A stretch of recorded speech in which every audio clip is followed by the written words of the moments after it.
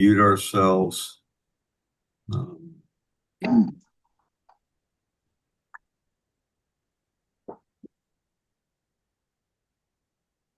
and I will let everybody in.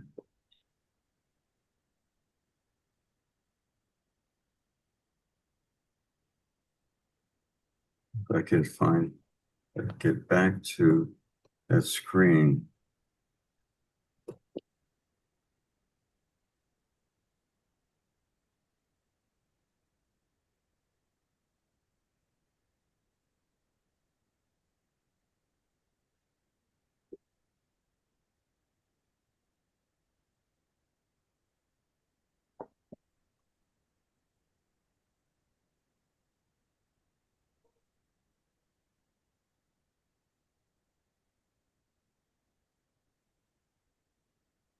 Okay, I think, One more, Ted, I don't know what's going on. well, he's joining. It's just kind of slow. Okay. All right, I'll kick it off then. Good evening, North 604 on June 17th for a special board meeting. So first is the attendance, Randy Vaughn, Here? Tim Fritz, Here. Gil Patton, Here. Tracy Smiley, Here. Dan Welch, Here. and Chris Conti. Here. Okay. We can't see you, Chris, but we hear you. Okay. Good. All right. So for the announcement, as before, the chat feature has been disabled and questions should be about the matter at hand. And would like to limit it to that and limit it also to 2 questions per owner. With that, turn it over to Randy for the minutes. Yeah, I emailed a couple days ago the minutes for June 10th, the last meeting last week. I asked for approval of those. I moved for approval of those. I Okay. second. Okay, Jan seconds. Any discussion? Okay, all those in favor of approving the minutes? Okay, it's unanimous, 7-0. Okay, the next one would be the PSA update. Gil? Okay, day 26. Mike sent another letter, which I just forwarded to the rest of the board from another lender that he's been working with. Again, they haven't committed to it. There's some hoops they have to go through. Mike actually told me that he has 3 lenders that he's working with, and right now he's trying to negotiate the best rate from one of those to finance it. He's thinking that, or he's taking a lender through the building next Tuesday. So in that email I sent to you, I said he was going to plan to have a decision by next Tuesday. He's taking one of the lenders through the building next Tuesday, and then he hopes to have that all buttoned down within a week from that. Okay, that was that.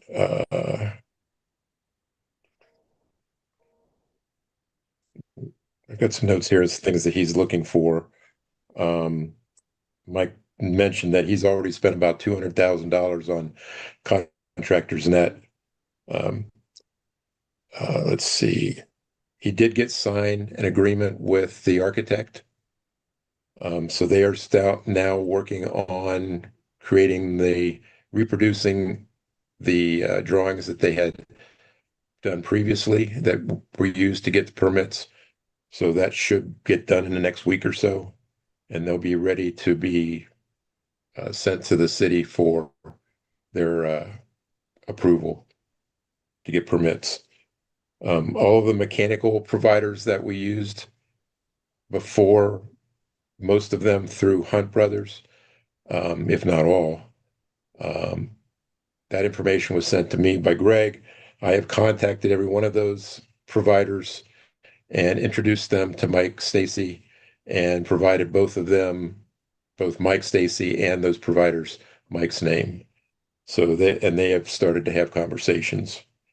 So that is a good step as well. As far as the consent to sell issues that we have, where Mike has to look at those and approve the 179 we have. Mike has told me that he is okay with what we have, and I will be sending him an email back confirming that. So the issues we were concerned with are no longer concerned. Um, uh, well, I guess the last thing is the title company for sure is going to be prominent. Any questions? Tim? Yeah, I guess back to your first topic about the letters on the financing. Yep. So the two letters that we have right now, the way I read them is that they say, this looks like a good deal, but this isn't a commitment for financing. So my question is, what does he need to do? I guess the inspection next week is probably a step along the way. What else has to happen for those to turn into actual loans? Well, the first one that we had was, as I think I talked about last week, one was they needed a copy of the PSA, which I'm sure they have by now. And I can follow up on that. They were looking for an appraisal. And while he's working on that, he had also asked if he could get a copy of the appraisal we're getting from Colliers. So, and I don't know, Tim, do you know any timing on that? I mean, we just told them that they could proceed, so. Yeah, Julie asked me a follow-up question today. She said, I've given all the stuff to Colliers, and I just want to make sure that you provided me with all the information that you're aware of. And I sent her an email back and say, yeah, you've got everything that I have to incorporate into the new appraisal. Okay, so if there's any way we can get some kind of ETA on that, Yeah, that I could share with Mike, I think that would be helpful, because that's going to be one of the hurdles he's going to need. Yeah. And I certainly would like to give him the one that is the newer version that has hopefully a bigger number on it. Yeah. That will help him out a lot. Tracy? So will the lender that Mike is going to go with also do their own independent appraisal? And then we're just going to share the one that we have to see which one is largest? Because at the end of the day, the lender is the one that's going to have to decide. It's my understanding. I don't know for sure the answer to that. It seems to me that I asked him to talk to his people, and that would have been the first one, the first lender letter that he sent, if they would accept our appraisal. And my understanding from Mike was that they agreed to do that. Okay, I will make sure that that's all clear with Julie also. Okay. And I think the only reason they would accept that appraisal from us is because it's court ordered. It's not something we did on our own. Right. Any other questions for Gil? I have a short one, which is, Gil, did the escrow money that was an exact title, did that get transferred to Prominent yet? It was supposed to have happened. I haven't followed up on that. I will follow up. I will make a note and follow up on that. Great, thank you. And it is good news with Prominent, given that we worked with them before. Okay, the next item on the agenda I have would be the building update. Gil, I think you had a few other points on that. Or is that going to be Tim? My questions were about the two issues that came up this week with the cooling system and the chiller, and where we stand with that. I had heard from Greg that the cooling system for the south side was running. Mike told me that he was in there. oh golly, I don't know if he said today or yesterday. And up on the top floors, it was not cool. And then the second part of that was I guess the cooling system for the north side. And I have not heard any more information from Greg on that. Have you heard anything? No. No, I'm getting the same letter that you're getting. We got to get Greg to get us an answer on that. Yeah, I know he's been trying to work with somebody, but I don't know what the state of it is. It's PHB, by the way. Yeah. At Hannaford and Briggs. And then the other one was the situation with the pool not being licensed. And Greg's supposed to be contacting the Ohio Health Department to see what we can do to get that back without having to go through. Otherwise, somebody's going to have to go through just as if it was a brand new pool. All the drawings have to be done. All the mechanicals have to be set up. Randy? Is our PSA, did it read that we're selling the building as is? It is. Mm.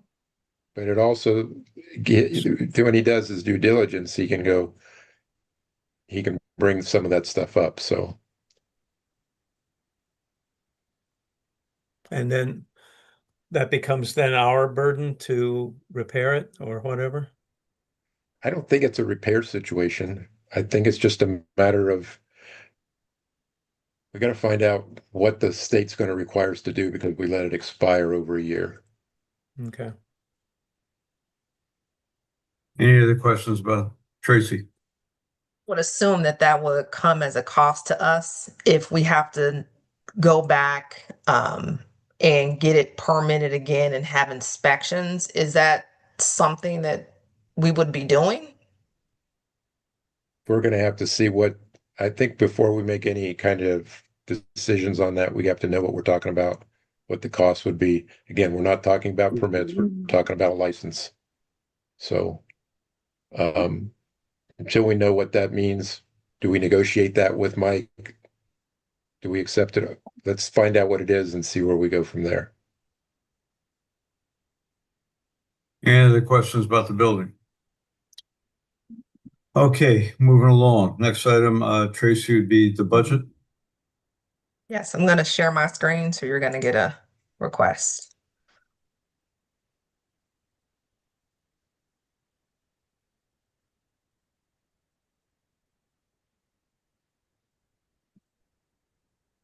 Let me just say, while we're working on that some owners have pointed out that the bylaws clearly say that we have to present the budget within 2 weeks, I think is what it says. And depending upon how you count the days, and I'm counting as June 30th as one day before the new budget kicks in. Today is the 14th day. If you count it a different way, you could say it was yesterday. I hope everyone bears with us the 1 day difference given everybody's scheduling. Can everyone see an Excel document? No. Yeah, I can see it. Oh, And people can expand it on their screen. Tracy, you might want to make it just a little bit bigger.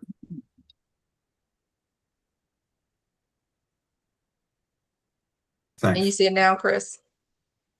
I cannot, but I know what it is. So, Okay. and I have a copy of it. Okay. Can other members of the board see it? Yes. I can Okay. see it. Okay, good. Okay. Let's just go ahead. All right. So what we have in front of us is the updated budget from the last board meeting that we had last week. There are just a couple of items that I've updated since then. I'm going to start with the utility expenses. So total utility expenses is being budgeted at $241,726, which is what it was the last time we met. And that is a 29% reduction on utility expenses versus what we incurred this year. From a routine maintenance perspective, none of these numbers changed as well. What we talked through last time was we talked through the snow removal for the sidewalk and the portions to get to the building. We also spoke to the maintenance contract as it is $25,000, which is about $6,249 less. We spoke about security, where we're reduced down 3 additional day shifts. So going forward, there would not be security staffing on the first shift on Mondays, Thursdays, and Fridays. That brings our total routine maintenance to $227,400, which is about 25% less than what our expenses are this year. The traffic signal is approximately $113 each year with no change year over year. Replacement parts. So we have replacements parts in here for HVAC. We have any type of ground maintenance, and we need the annual testing for the fire alarm. The total for replacement parts is $16,500, which is 26% less than what we incurred this year.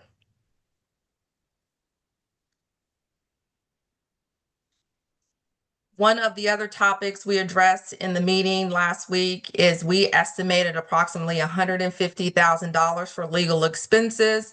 That is for partition, portal, and general, actually legal advice. So this is an estimate as of right now of $150,000, which is $791 less than what we incurred this year. Accounting and audit fees. So the accounting and audit fees are flat to what we paid this year's. I did put the name out here of the actual company that did it. It is Bramble and Ackley, and owners can request a copy of that audit report and will be sent over.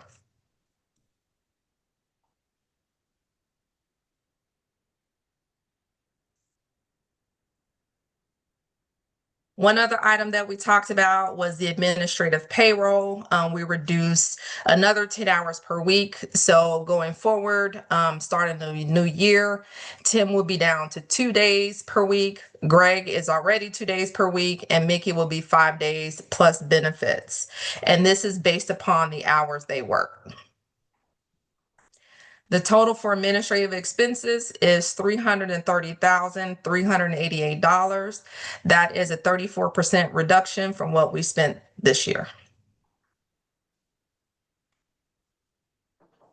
One of the major topics we discussed the last time we met was around the federal income tax charged for the reserve balance interest that we earned. I did go back and review GAAP compliance regulation, and it did recommend that we not do so, that we paid it out of our operating expenses. However, it did say it's at the discretion of the association to do that. I sent this over to the board, I believe yesterday, what the findings were. I was erring on side of conservativeness, but during the meeting last week, we all spoke to it and agreed that that's something we should do, that we should pay those expenses out of the reserve account. So what I did here was took that $20,000 estimate that we had in here out of the operating budget.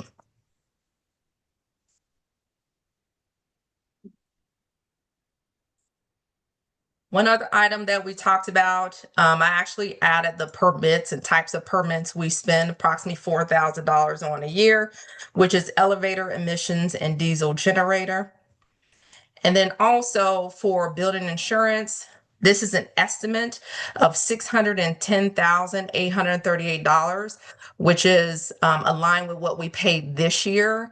We don't know what that number is going to be. I believe Tim and Gil is working on that. And once they let us know, we will populate this, and that's what the expense will be.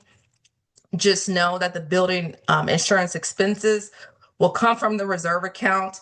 You'll also see that I've deducted the $20,000 from above for the federal taxes out of this amount as well. So the amount coming out of reserve going into the new year will be approximately $630,838. That brings our total expenses to $840,554. That's 33% less than what we spent this year. The income based upon that nets to zero. You will see that the HOA total income is exactly the same at $840,554. The current HOA dues are $924,000. Earlier this year, we reduced the HOA expenses, the HOA fees, approximately 30%. Originally, we did say that that was supposed to last, I believe, through the month of April, but now we are able to maintain that same reduced HOA fee rate.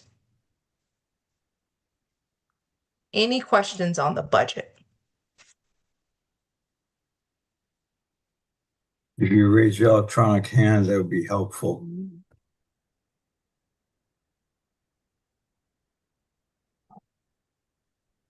Okay, no questions for the board. Any owners have questions about the budget?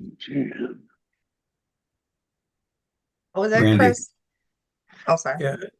So Tracy, I guess in so many words, you're saying that the HOA fee, monthly HOA fee, which we established about 3 months ago, that new fee, that's the one that'll continue for the next year. Is that the point? That's correct.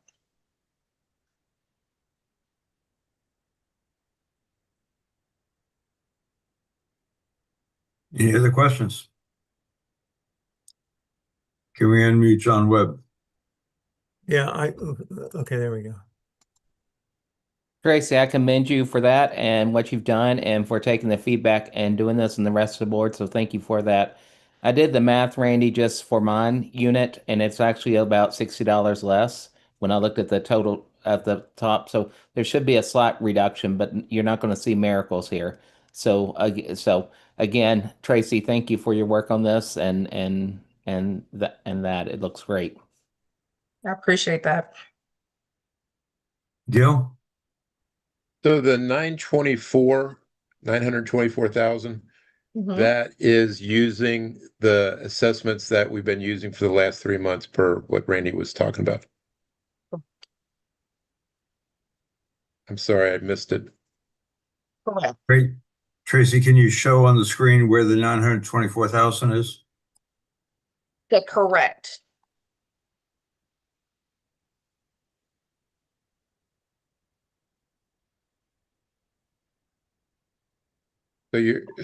Okay, so things got jumbled up there. You're telling me that the 924 is based on the current assessments that we've been using for the last 3 months. So the current HOA dues are $924,000, which is based on what we've been paying for the last 3 months. What I'm showing here is a total income estimate of $840,544, which equals the expenses that we will incur in the new year, which is about 30% less than what we incurred last year. So there will be a positive operating variance. About $90,000. Yes. That gives us some room based upon the growth of some unexpected expenses we'll have covered and any other nuances. So.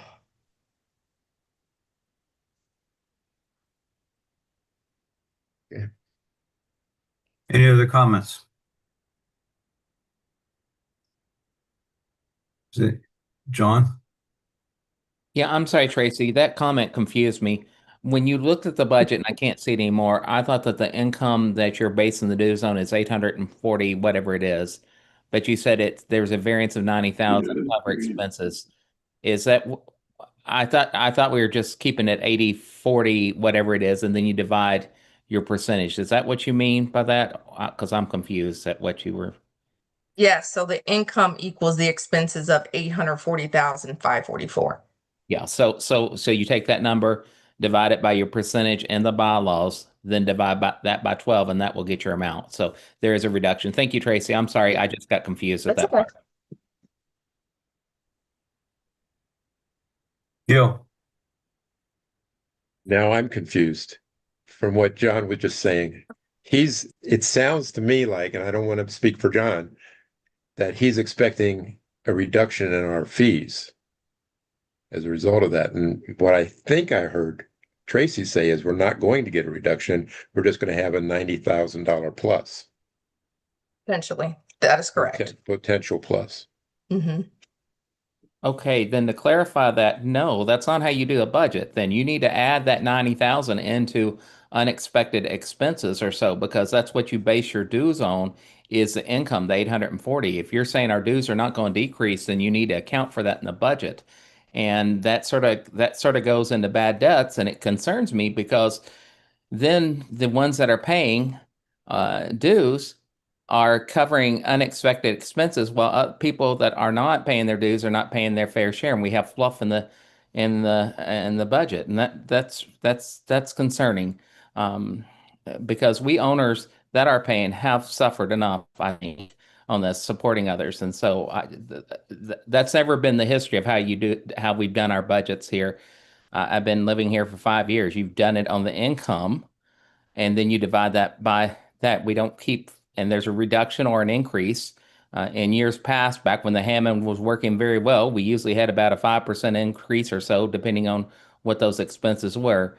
It wasn't until last year where I think everybody was being creative because we didn't know the unknowns, and we came together. There was a budget approved, and then the board said, "Oh, we don't like that. We're going to keep it. We're not going to give that much of a decrease." Tracy, I have a point of clarification. So 924,000, Hmm. that's a yearly amount. Was that the yearly amount based upon when we reduce the fees twice? Yes. So is that a yearly amount at the most recent reduction, or it strikes me that was the amount when we reduced the fees about 50% or 60%? This is the amount that we reduced the fees back in April, where we said we're going to reduce the fees 30% for the next couple of months while we're in the process of negotiating the sale of the building. And that we reserved the right to increase, but we did not do that. This reflects the second reduction. Yes. I do sort of agree with what John said, because I agree in this way. We need to create a budget item for unanticipated expense that reflects this 80-some thousand dollars. And the bad news is that we may spend that money in the next couple of weeks on the chiller and the HVAC repairs. So I don't see that we're going to be able to give a reduction. I do agree that to make the budget work, we need to put in a line item that says unanticipated expense. And we may know in the next couple of weeks that it's an anticipated expense. Originally, we did have a number here, and John or David, correct me if I'm wrong. We did have a number here on the reserve funding of $50,000, I believe, John Webb, as a kind of reserve, to your point, Tim, of unexpected. So I can add the offset back into the budget of the $80,000. I'm confirming what Tracy said. It was in there. And our reason for removing that, Tim, if you recall, is that these are normally unexpected or reserve expenses like the chiller or things like that. That's what we use it in the past for, reserve expenses. So the thought was that we were making was that, well, if the chiller goes out or this, that would be a capital expense and should come from reserves. But, and again, there may be differences in opinion, but I think it's a hardship when you're putting on people that are paying their dues versus people that are not.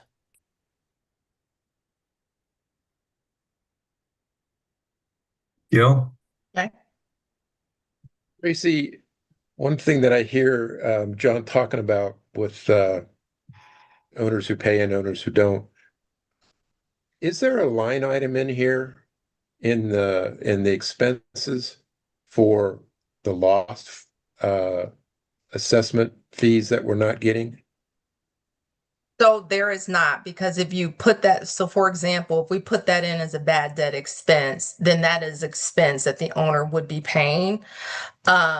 Typically, if there is a write-off or something happens, that would hit bad debt expense, but it is not. If we add that in, then it truly will be owners footing the bill. Not to say they aren't, that's not already the situation, but no, that is not a bad debt expense.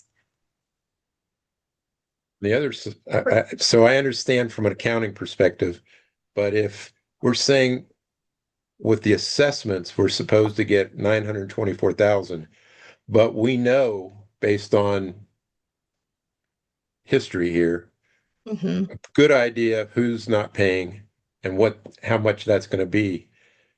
So shouldn't we somewhere be acknowledging that and knowing we're not going to get 924, we're probably going to get something in the 800 number?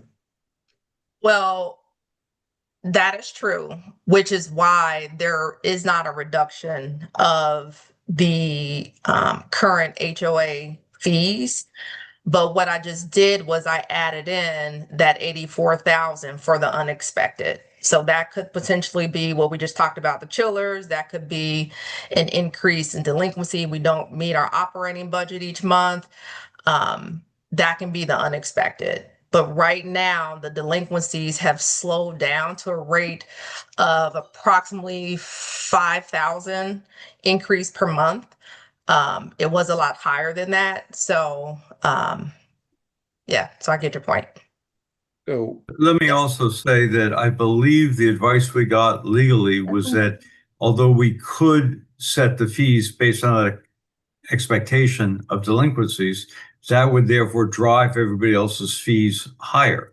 And the advice we got legally was that at that point, if the revenues did not come in, we set it at this level, expecting everybody to pay.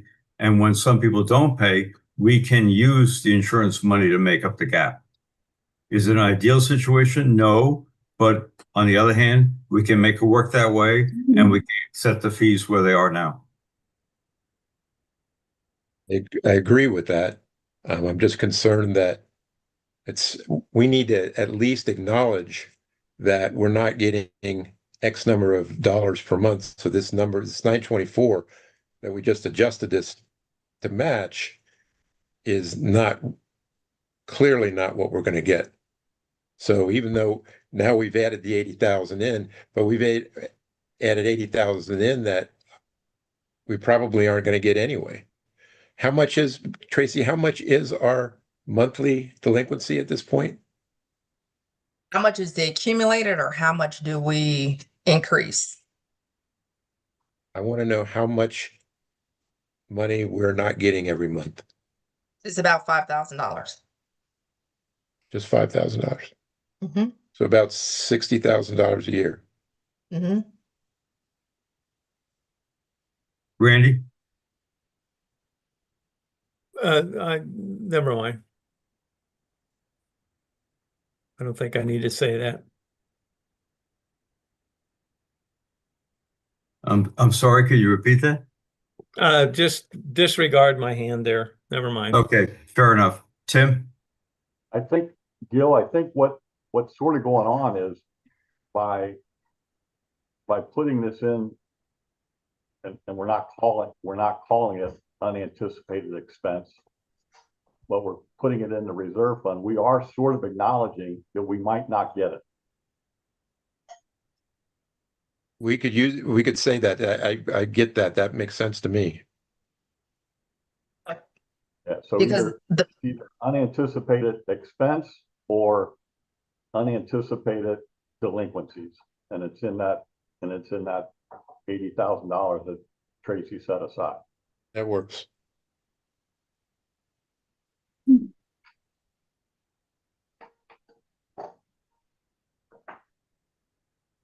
All right.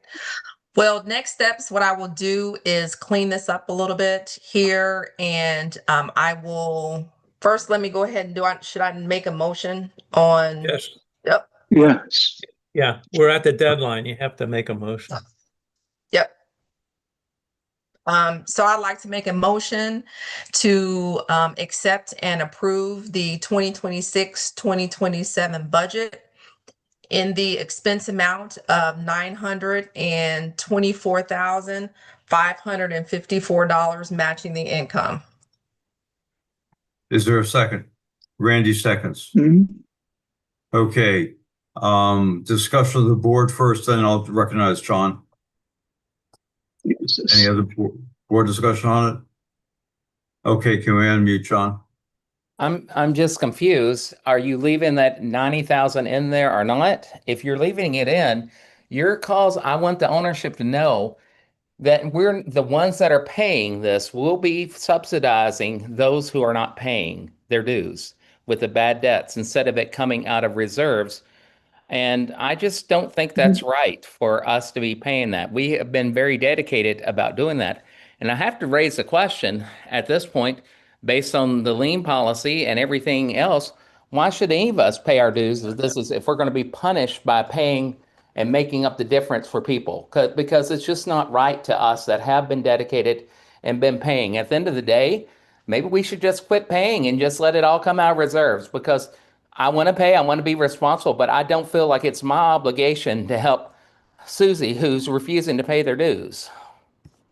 Chris, So, John, let me respond to this question. John, Sure. the dues of 924,000 is based on everyone paying their dues.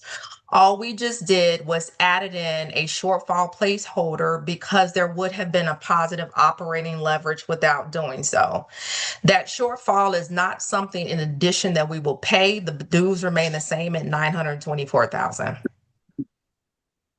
Chris, And remember, for those who don't pay their dues, they're incurring 1.5% interest a month on their unpaid balance. That's 18% a year, plus compounding. So late fees, and even though we're making the shortfall up, people are gonna owe that money. And whatever the outcome of a direct sale, partition, sale of the building, those owners will end up having to pay that money. that is correct. Gil, Maybe, depending on where their payout ends up with their mortgage and any other liens they may have. that's true, but crunching the numbers, the vast majority of the liens, if I believe correctly, there may only be one owner with a payout of $12 million, would not cover their mortgage, and they still would end all of their arrears. Everyone else is either the mortgage and the arrears will be taken care of. Great news. Thank you. Mm-hmm.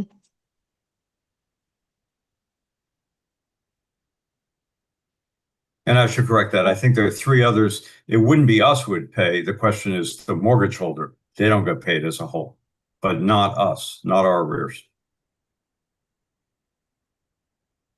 Explain. Oh. I'm sorry? Can you explain what you just said? Yeah, basically, you're asking if they're arrears, we would get our money back.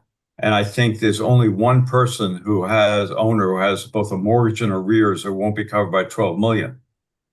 And there, that mortgage comes first, arrears, that would be a question, but I think it still covers, I don't know the exact amount, but somewhere at least half of the arrears, if not more.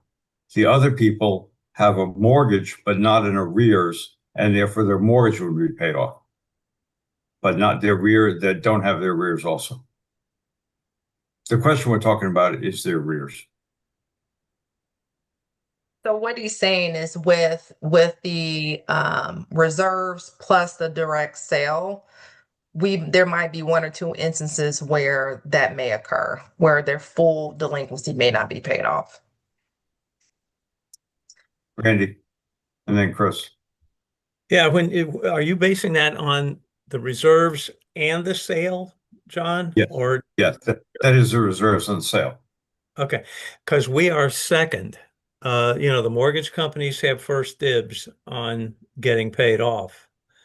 And then and then if there's taxes, that's in there.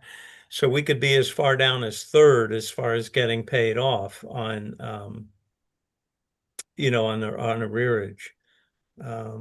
So I don't know if we can calculate all that. That's probably takes a mathematician or something, but yeah, I wouldn't be so sure that we're going to get this back. We may have to go to collection on some of these. I There, can, there pres- were there were a handful that would be in that situation after insurance and sale. But yes, it will go to collections. I can present those numbers next week. And I have them, John, so just let me know if you need me to forward them. Okay. And mute John again. So when you say, I hear where you're going, and I have to bring this from a business perspective and where I'm totally confused. I'm sorry I'm talking a lot of questions, but I think this is serious because it impacts us. When you talk about going to collections, is the building sold? Who's going to be collecting that after that? And how are we going to get it distributed? Because there's a cost. There's a lot of things to consider in that regard to do that. The other thing is we're hoping that this sales goes through, right? And the private sale, but there's no guarantee of that. And if it goes to partition, we're going to get much lower than that. And so there's a chance that we're not going to get all the money. And I think we have to acknowledge that. So again, I hear you that you're putting that 90,000 in there to pay for unexpected expenses, which really should be paid by reserves. I just don't think we're being fair to our owners. And the other question is, I would just ask, I'm going to ask this, and you're probably going to refuse to answer it, but are all board members up to questions before? And I've not gotten a clear answer on either of those.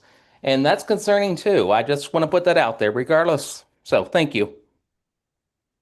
Andy?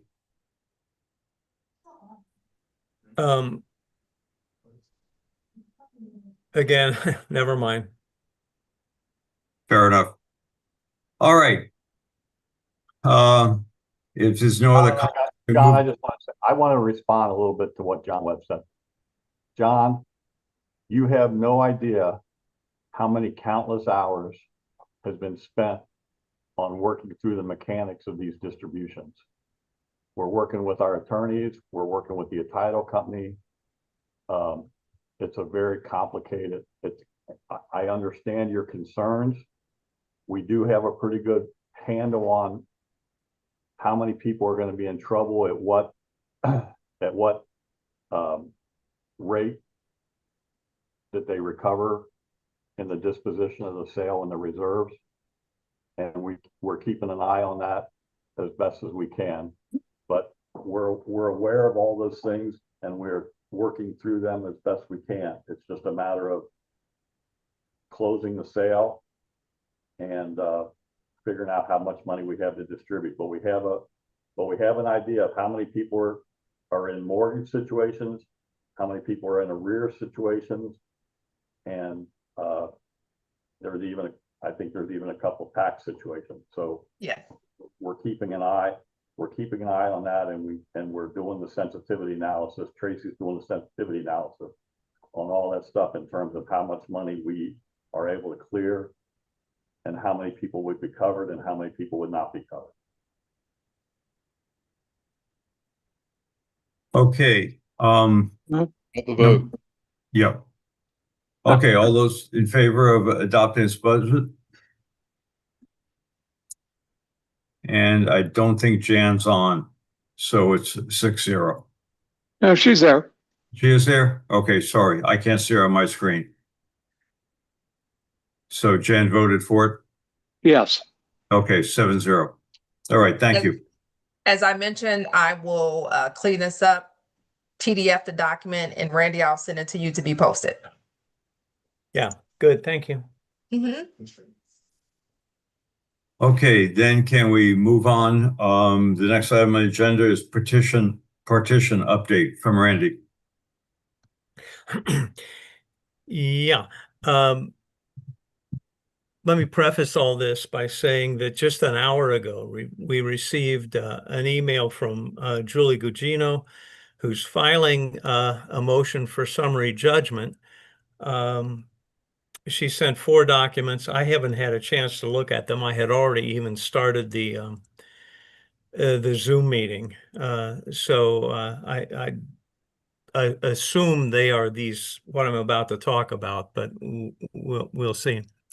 Anyway, it was supposedly tomorrow. A motion for summary judgment would have been filed, but perhaps she filed it today on and the judgment is on the pleadings that have gone on in the partition. We've had some defendants in the partition, namely mortgage companies, that have filed answers to our our partition request. And so Julie is asking for a summary judgment on all of those to get that taken care of. As a part of her filing, she is providing evidence of liens and delinquencies in the building. And she's also filing a statement that the building cannot be physically divided.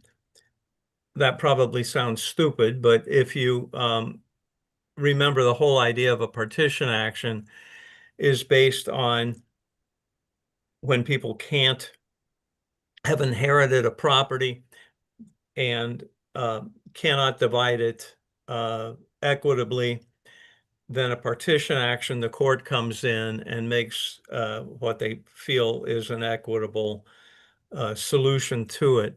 And so she has made that, she's making that statement. So it's just the next step in the partition action, and that is happening right now. That's really all I think I have to say there. I probably muddled that up, but if anybody has questions, I'll try to answer. Tim?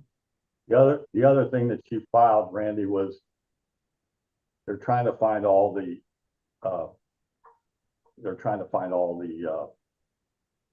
people who have inherited portions of estates and things like that. So this is part of this is that publication document, searching for heirs. Okay. Oh, okay. So that's what there's four documents, and one of them is what you were talking about. And the other one are searches for heirs to people who have unknown heirs, they call it, I think. Right, who would benefit from the partitioning of the building. Right. Okay. Tracy.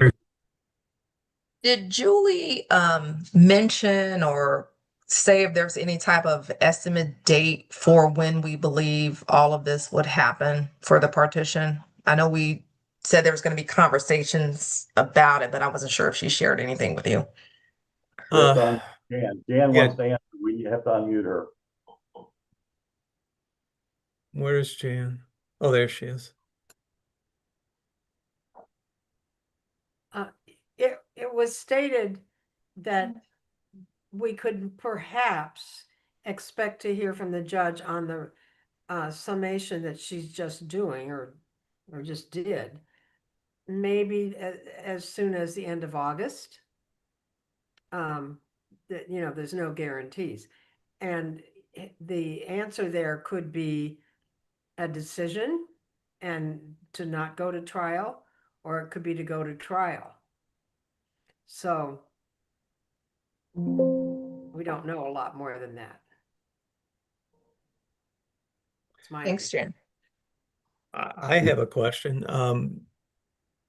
Has Chris Finney come back with any discussion from a judge about potential conflict with the PSA? No, we probably should follow up with him. That was supposed to be yesterday, I think. Yeah. We talked about it in our meeting the other day, but we didn't really right. arrive at any conclusion. Right. Any other comments or questions? Okay, let's move to the next item then, which is Randy for the Porter update. Okay, in Porter, we have begun the discovery phase of the process. We've received deposition questions from Lundergan. We just received those yesterday. We are going to meet this evening in the executive session with Ian Mitchell, who is the lawyer from that is paid by the D&O Insurance Company, who is representing us defendants in this case.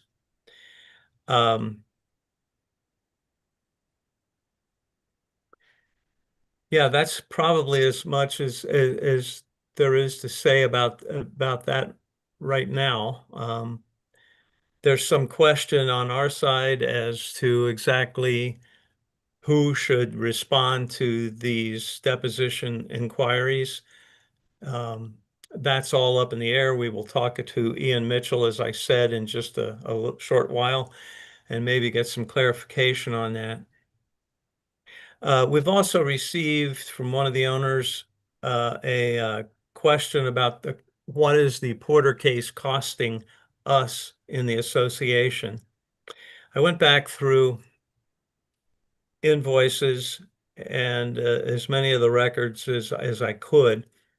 First of all, realize that the brunt of our defense is being provided by the D&O Insurance, our directors and officers insurance. But still yet, I have a couple of documents or files, I guess, concerning expenses from the previous board. I was able to see $79,354 spent. There is an additional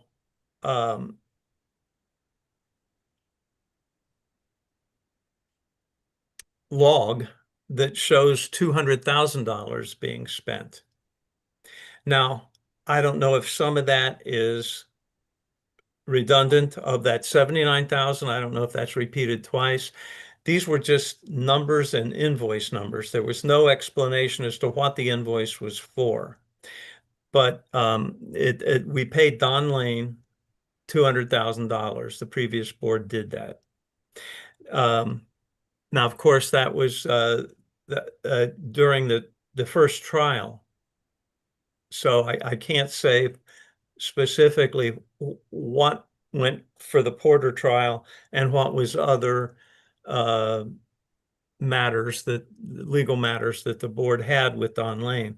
But at any rate, I think we can safely bet that a considerable amount of that 200,000 was absorbed by the trial, because Don Lane was a significant actor in that trial. Since this board that I am on has gone into effect, so the last year and a half, we have spent an additional $21,238. Now, a good chunk of that we were in mediation with Porter, the Porter plaintiffs, back in February, and a good chunk of that 21,000 came there. The additional amount, we have the previous board filed a countersuit asking for legal fees in the Porter case. And so a good lot of that 21,000 has had to do with that expense. So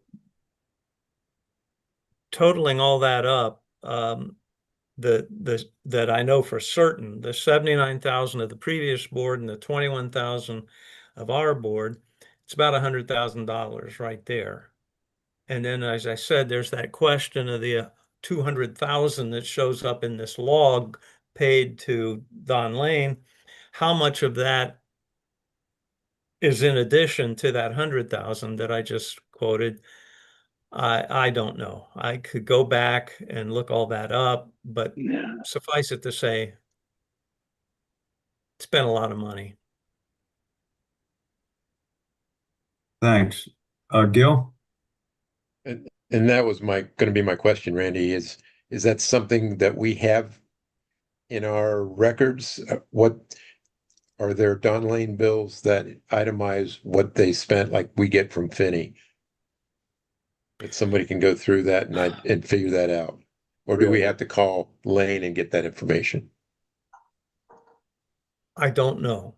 I assume we have records of each of those invoices, but I've never seen those were before those are from the previous board, so I Right. never had privy I was never privy to those invoices. I don't know what was on them. Yeah, let me answer that because I was on the board and the Don Lane's bills were not divided up, to the best of my knowledge, between the different activities he did. He was also the general counsel for the board, so I believe his bills are a combination, and you'd have to literally go through each line item in each bill to divide it up. Tim, and then Patty. First thing that we had to do when we took over the board was we had to instruct everybody who was invoicing us on how to invoice, because they were not broken out. We had to do that with Hunt. We had to do that with TRS. We had to do that with Auburn Environmental. And we had to clear out, and we had to make sure that Finney was invoicing us so that we could assign expenses in the right area. But when we came in, we were basically looking at invoices coming in that just said work performed. Gil, did you have another point? Yeah, can we send in communication to the Don Lane's group and ask them to provide us that information? They will not talk. They will not talk. We have that information in their bills, but it would cost us for Don Lane to go through it and divide it up, or it would take a lot of time for us to go through and divide it up.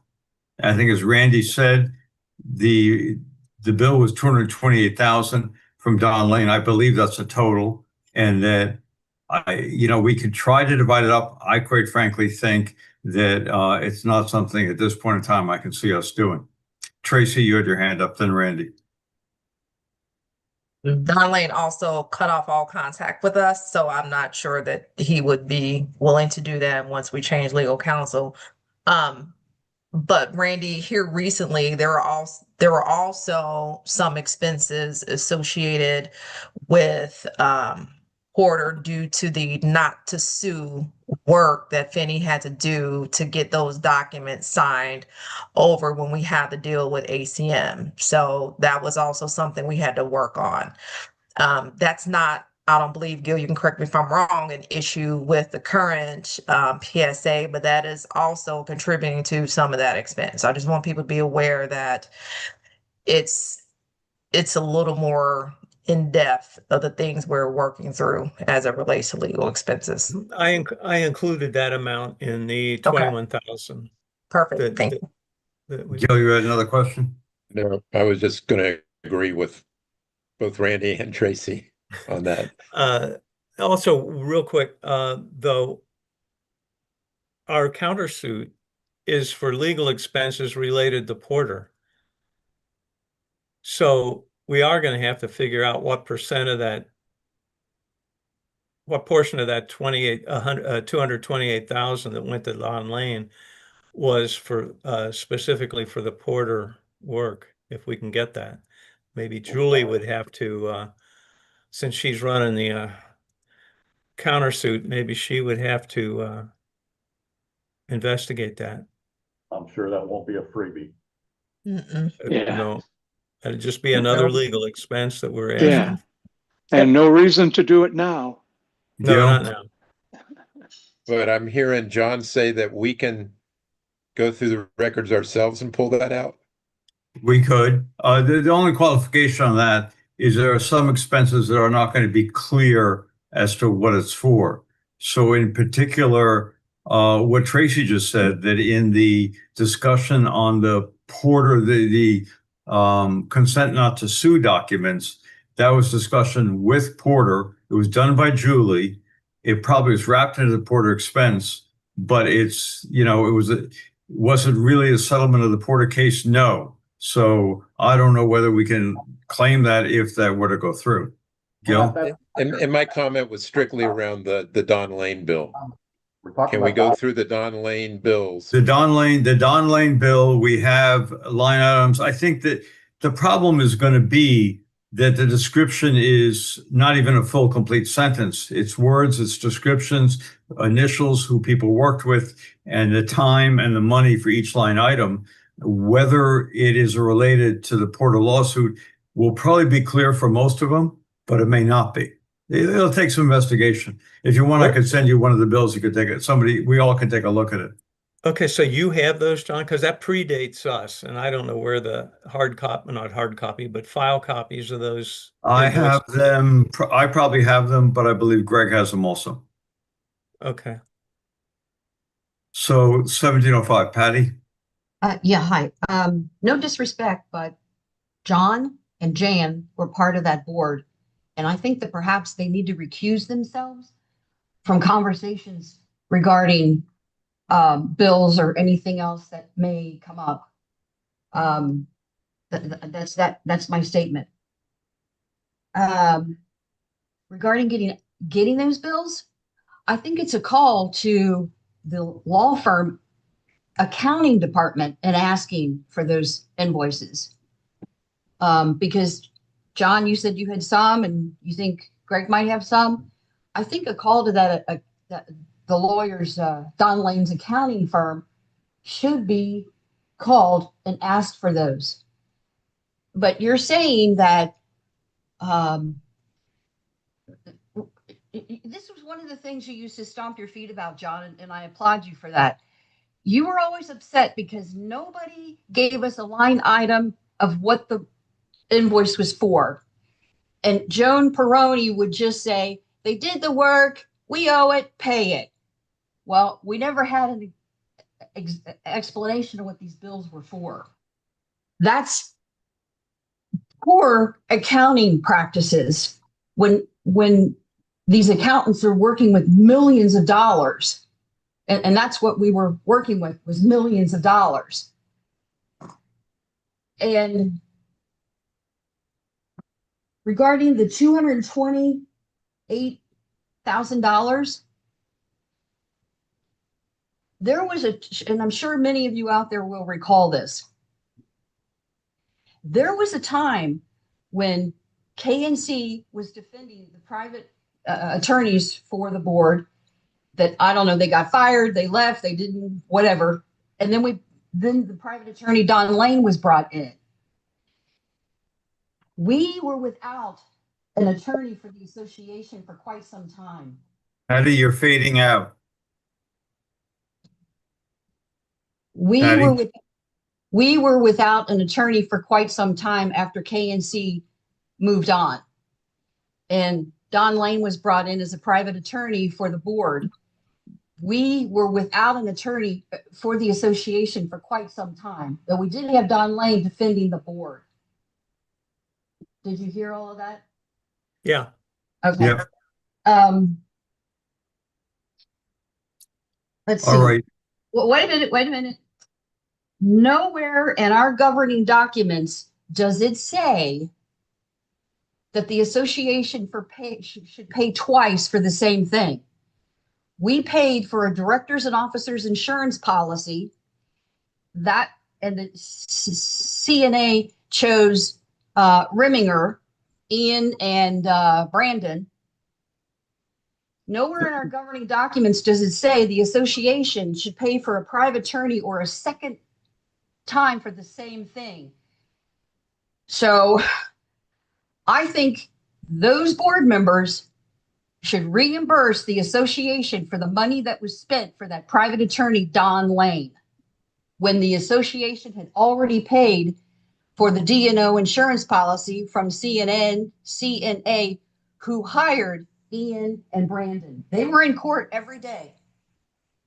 Okay, well, thank you, Patty. Can we call, let me just, one point that's worth repeating is that the D&O insurance only is for the defense of the directors and officers. So there are cases where, say, the countersuit, where we have sued the Porter plaintiffs, or in the case of Burnham, where there's a case about the insurance, those are our expenses, our legal fees. On the other hand, defense of the organization is covered by the D&O for Porter, as it was in the Burnham case. So sorry, the Crossbury case. With that, any other board members want to comment? Let's call on Andrea then. Andrea? Andrea, you're recognized. Okay. Any other questions? Andrea, you can send your questions in writing. Okay. Let's unmute Steve Kaufman. Patty, with all due respect, you had a good amount of time, so I'd rather call on other owners. Steve. Yeah, clarify for what you just were talking about, John. Plus what Patty had to say, it's not clear to us who don't follow these things closely how that 228,000. Are you saying that all of that money had nothing to do with what the DNA insurance should have defended? It's something totally else? I did not say that. About the Don Lane's bills were divided up in two different categories. One of them was the defense of the homeowner association and the 7 members of the board in the Porter case. And Don Lane also did other activities, other work, general counsel work for the HOA. It was that board's decision to hire Don Lane to do that work. And Don left, shortly after the board was elected in February of 2025. I don't know if that answers your question. Not really. I'm still quite confused. John, Andrea seems to be back here. I'm not sure. Okay, I mean, I don't know, Steve, any other way just to wrap it up, any other way of saying it, but that was the previous board's decision to have the private attorney, Don Lane, for the defense of the organization. And I believe the D&O attorney, Reminger, was in court and signed, I think, all the documents in defense of the homeowner association at that time also. Okay. All right, thank you. Andrea, can you speak? Hear me? Can you hear me? Yes, I can hear you now. Oh, good. There was another owner and myself looking at the invoices prior to the other with the other board, wasn't there? And Greg actually had a book where you could see all of the invoices and the amounts that were paid. So I would think Mickey should be able to use her time to pull that. Since we're paying her, why not let her pull that invoice? I will, I'll check with Julie to see if she already has the information, and if not, Greg and Mickey would be my next stop. And if that doesn't produce anything, then I will go to Lane's accounting firm or whoever is there. Yeah, I'll investigate all this and see what I can get. Can we move John Webb? He's good. Yeah, I just wanted to clarify, John, because I was a bit confused on your comments there. I did go to some of the hearings, and right or wrong, I'm not saying placing blame or this, the old board used Don Lane not only for the countersuit, but also to represent. You look at the transcript and you see the questions he did. So right or wrong, they did use him, and that's what's done is done on that. The second thing on the countersuit, again, I think we were calling it the previous board, and the previous board did apply that. But also this new board had Finney to do this on 1031. It's in the court docket. Whether or not you all knew about it or didn't know about it or just said to refile, it was done by this board, had the final say. So it's in the court records on that date. So I just want to point out that things because I think that's where the question was going. Okay, John, actually, thank you for asking that question. Really, because we had done some research on that since you brought it up before.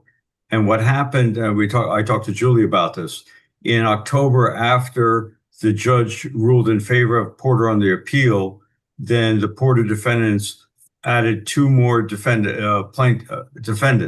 They added TRS and they added 10 properties. So they amended the complaint. When you amend the complaint, then the defendants have to file a response. If we didn't file a response, then basically the case would be given to the plaintiffs. So as far as I understand, it was not a refiling. I mean, I don't know exactly the technical term it was used or what's on the website, but it was an answer by Finney to the amended complaint. That's my understanding. Patty will unmute you, but please, could you keep your comments concisely?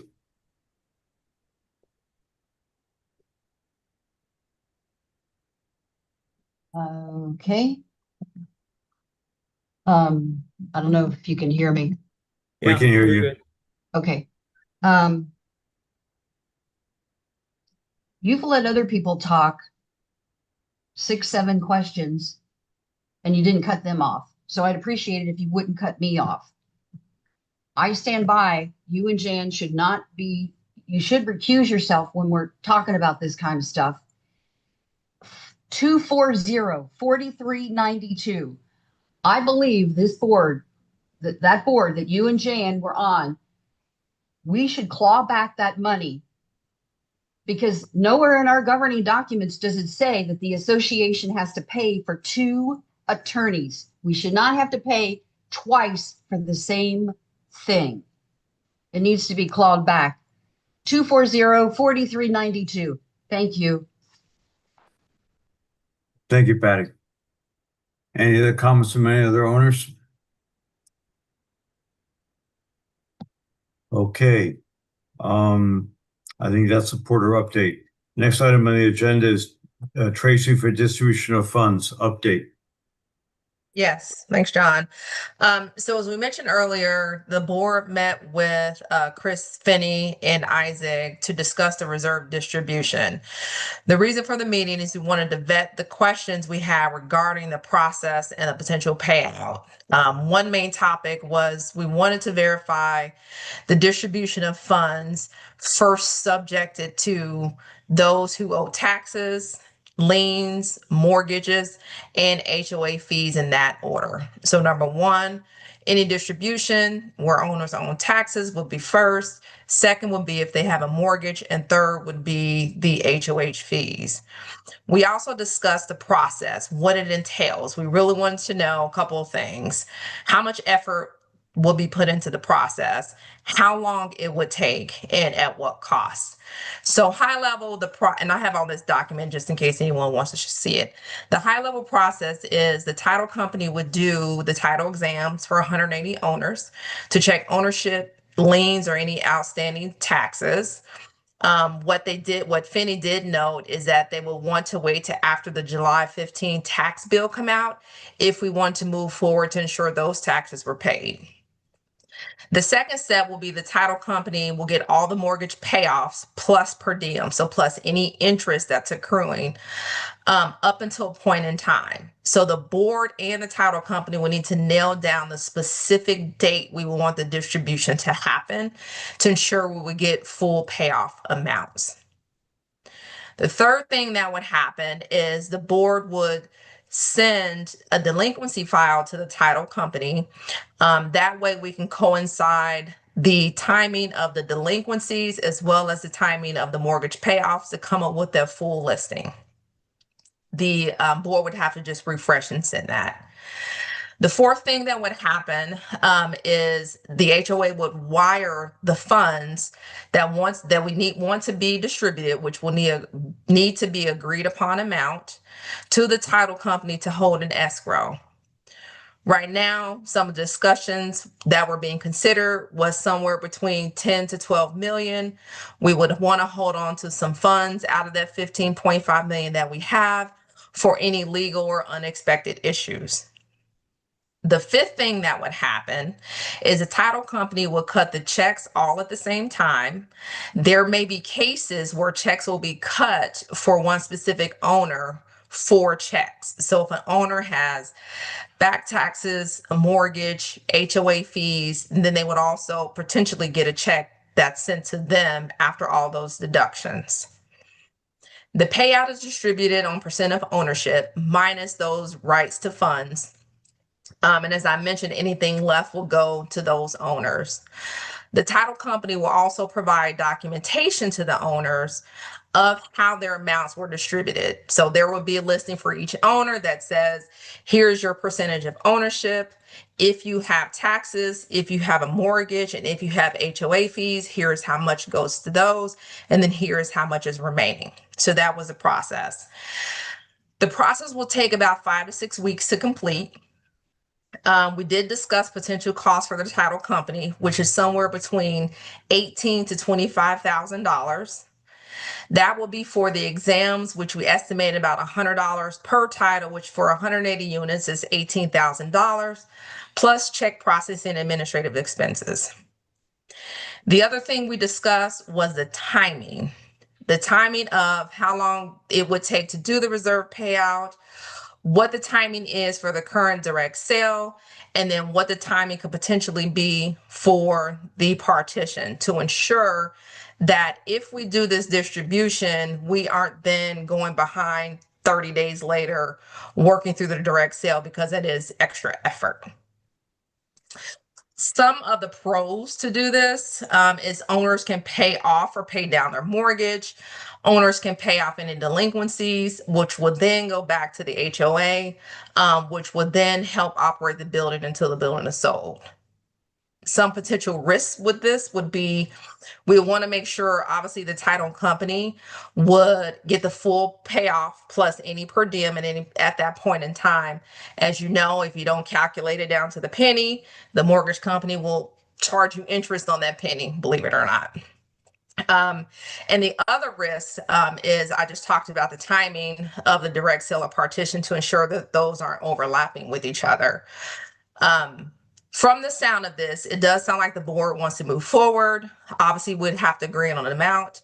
And then the process is, however complicated, most of that responsibility will be on the title company, but we would still want to make sure that we actually ensure that this process is running smoothly. Thanks, Tracy. Any comments on the board?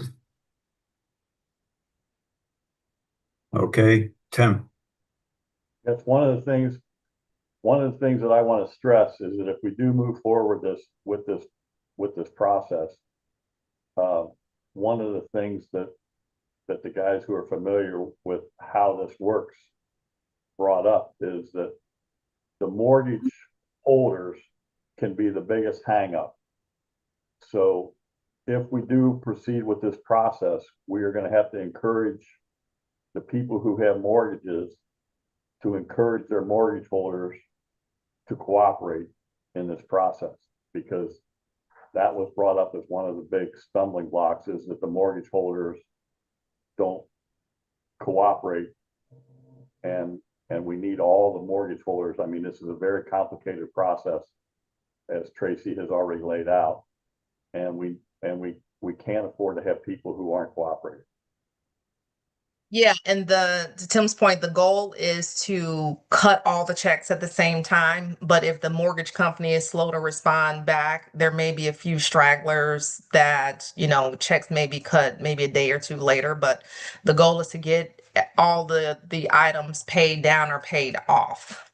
So if we're submitting a check to the mortgage company, obviously, if the owner owes more than what they're supposed to receive, that would just be a pay down versus a pay off. But some mortgages will be paid off. Those are a few rare situations where it wouldn't be. Yo. The one thing, I think Tracy kind of touched on this before.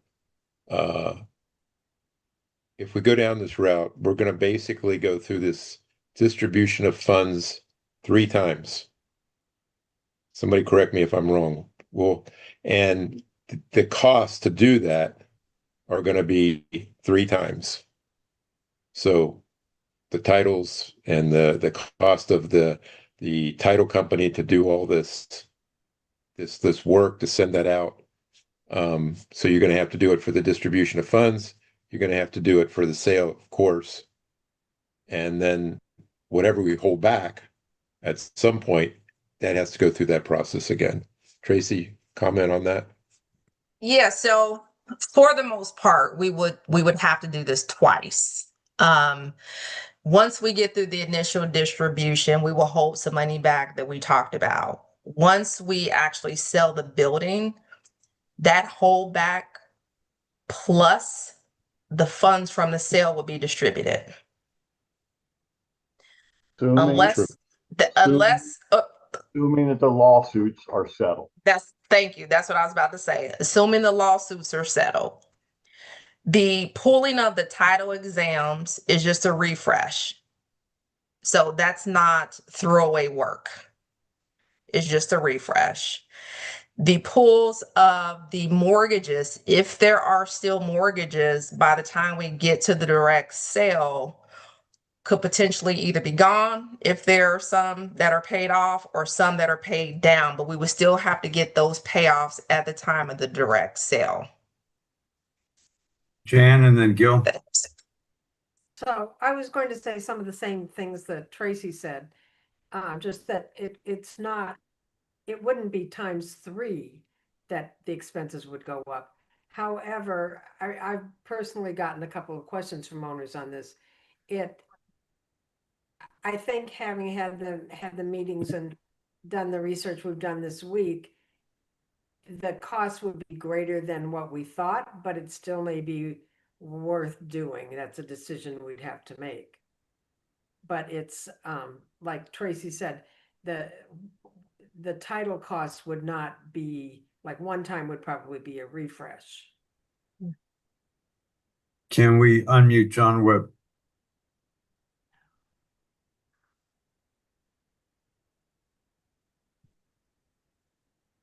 So you're assuming, Tim, that we can work with our mortgage companies, and there may be some cases where we can. And further, if somebody's against this and the process and don't want to distribute, they may work with their mortgage company to hold us back. So you have no guarantees there.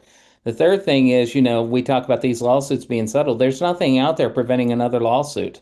And with some of the things that's happening, you just never know. And so it's sort of a scary thing with what we're doing. That's just that you are the decision makers, but I'm just throwing that out there. Thank you. I guess. And John, I in a large part agree with what you just said. I firmly believe that we're probably looking at 3 distributions, because I don't think that we will, based on the way things are going with the lawsuits, I'm not sure that we'll have that settled. If we get all this other stuff settled in a timely manner by the beginning of the year, I think there will be a 3rd distribution. But what Jan said is true. The 1st distribution will be the most expensive. The 2nd and the 3rd distribution will be less expensive because there will be less work to be done. And John, we did talk through what we believe a reasonable amount would be. So right now we have 15.5 million sitting in reserve, and we all discussed somewhere between 10 million and 12 million. Correct me if I'm wrong, Tim. 10 million and 12 million to hold back that amount for those potential unexpected. And you're absolutely right. The owners can sue whenever they want, right? So there's no way to determine if that's going to happen or not. But we do plan on holding those funds back for the unexpected if we move forward. Patty? Thanks. Tracy, you mentioned in the beginning that the tax. Can't hear you. Can't hear you. Oh my gosh. Well, let me speak up. Patty, You get said closer to the computer, please. in the beginning, you said that taxes are first, liens are second, COA dues, delinquencies are 3rd, and then owners are 4th. Patty, we really can't understand you. Well, that's fine. Much better. All right, so I'll start over. In the beginning of your conversation about the distributions, Tracy, you mentioned that the taxes are first, then liens, then delinquencies, and then the owners. So the order of rights of funds would be taxes or liens, mortgage companies, the HOA delinquencies, and then anything remaining will go to the owners. Okay, so when you say liens, you're not talking about mortgages, you're talking about any kind of lien. So if there is some kind, and we'd have to run the exam to see exactly what it is. but there could potentially be certain other liens, so I can't really speak to that, but that's what the Okay. title exam would be for. Okay, well, just on the bright note, those of us with mortgages, the taxes are all escrowed and already paid. So We did mention that. all right, so the check that's cut to the mortgage company, would that be owner and the mortgage company? Would the owner have to sign that check and give it to the mortgage company? Originally when we met and talked about that, we said the check would be cut to the mortgage company with the owner on there as well, but I would have to Okay. double check to see if if the title company is actually sending the check to the mortgage company. I'm not so sure, but I could double check. Okay. And with regards to the private attorneys, we not only was it Don Lane, but it was also K&C. So we will need to get invoices from them as well, how much was spent. Because we had the D&O and then we had. Patty, with all due respect, that's a previous topic. You're ready to talk to it? No due respect. We still need to get back. Better We need to off. get invoices from K&C because Patty, I'm sorry, I'm gonna have to mute Yeah. you. John, can we unmute John? I'm sorry, Patty, but we're talking about the distribution of funds. So one incorrect statement was made. Just because you have a mortgage doesn't mean that your taxes are escrowed. If you have 20% down, you may choose to pay your taxes. And so I have more than 20% and I pay my taxes myself. I do not have escrows. So you just need to keep that in mind when you're doing that. This probably most people will, but that's an important thing to consider. Yeah, it's a matter of, that's all part of the title search. Mm-hmm. And the people who are escrowing will be identified, and basically what will happen is the people who are being escrowed, as I understand it, they will get a check, and then they will get a check back from the mortgage holder for the over escrowed amount. And I would add, John, we know that we have to get professionals involved in doing this, title company, maybe a financial specialist, to do it right. Mary.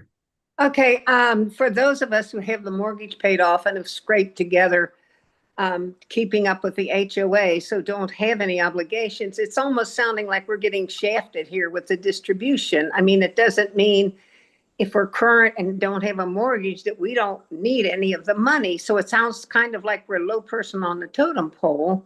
That can you please explain that? And then can you also give a timeline from when we could possibly expect any distribution of funds? Mary, you are the dream. You are the dream person. You will get one check. But when? But after everybody else's check, or I mean, No, you'll get the full amount of what you're owed. Every unit at the same time. Every unit will have an identified amount to be distributed based on the percentages in the governing documents.